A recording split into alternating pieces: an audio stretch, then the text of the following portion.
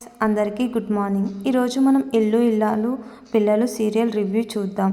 Dheeraj jail నుంచి release అయ్యి అందరూ కలిసి దీపావళి పండుగను సెలబ్రేట్ చేసుకుంటారు. పటాసులతో అందరూ హ్యాపీగా సెలబ్రేట్ చేసుకుంటారు. ధీరజ్ ప్రేమ బయట కూర్చొని చూస్తూ ఉంటారు. అప్పుడు ధీరజ్ ఇలా అంటాడు, థ్యాంక్స్ ప్రేమ అని అంటాడు. అప్పుడు ప్రేమ ధీరజ్ వైపు చూసి థ్యాంక్సా? థ్యాంక్స్ దేనికి అని అంటే, ధీరజ్ నువ్వు నా కోసం చాలా శ్రమ పడ్డావు కదా. అసలు శ్రమ అనేది చాలా చిన్న మాట.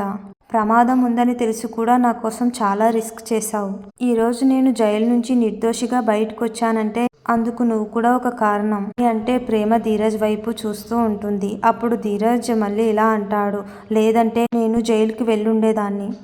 నన్ను బయటికి తీసుకురావడం కోసం నువ్వు పడిన ఆరాటాన్ని, నువ్వు చూపించిన తపనకి నీకెన్నిసార్లు థ్యాంక్స్ చెప్పినా చాలా తక్కువే అంటే ప్రేమ ధీరజ్ వైపు ప్రేమగా చూస్తూ ఉంటుంది. గతాన్ని తలుచుకుంటూ నవ్వుకుంటూ ఉంటుంది. గతంలో ధీరజ్ ప్రేమని తిట్టిన విషయం ప్రేమ గుర్తు తెచ్చుకొని, బాబు బంగారం, ఆరాటం, పోరాటం, తపన, తాటి బెల్లమని నువ్వు చాలా మాట్లాడావు. చాలా ఎక్కువ ఊహించుకొని భారీ డైలాగులతో ఎమోషన్స్ అవుతున్నావు. అనుకున్నట్టు అంత సీను సినిమా అదేమీ లేదమ్మా. ఎక్కువగా ఊహించుకోకు, ఓకేనా అని ప్రేమ అంటే, ధీరజ్ అదేంటి నువ్వు అంత కష్టపడి నన్ను రిలీజ్ చేసి ఇలా అంటున్నావేంటి అని ధీరజ్ అంటే, ఎస్ మిస్టర్ ధీరజ్ అని అంటుంది.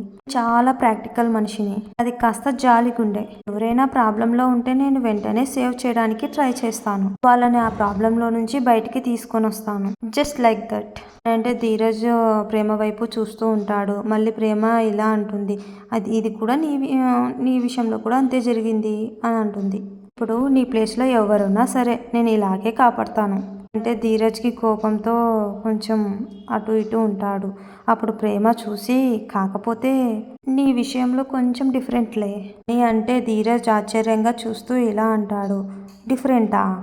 డిఫరెంట్ ఏంటి అని ధీరజ్ అంటే, అదేరా ఎప్పుడు అంటూ ఉంటావు కదా, దీని మెడలో తాళి కట్టి తప్పు చేశాను అని. తాళి కట్టకుండా ఉండింటే బాగుండేది అని.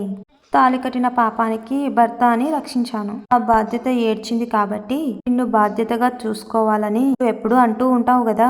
నీ అభిప్రాయాన్ని గౌరవించి విలువిచ్చి నీ అభిప్రాయానికి తగ్గట్టుగా నేను కూడా నడుచుకోవాలి కదరా.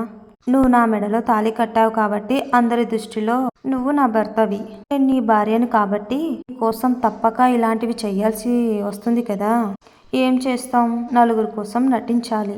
ప్రేమ అంటుంటే ధీరజ్ కొంటెగా ప్రేమను చూస్తూ ఉంటాడు. ప్రేమ మూతి తిప్పుతూ చూస్తూ ఉంటుంది. అప్పుడు ధీరజ్ సారీ.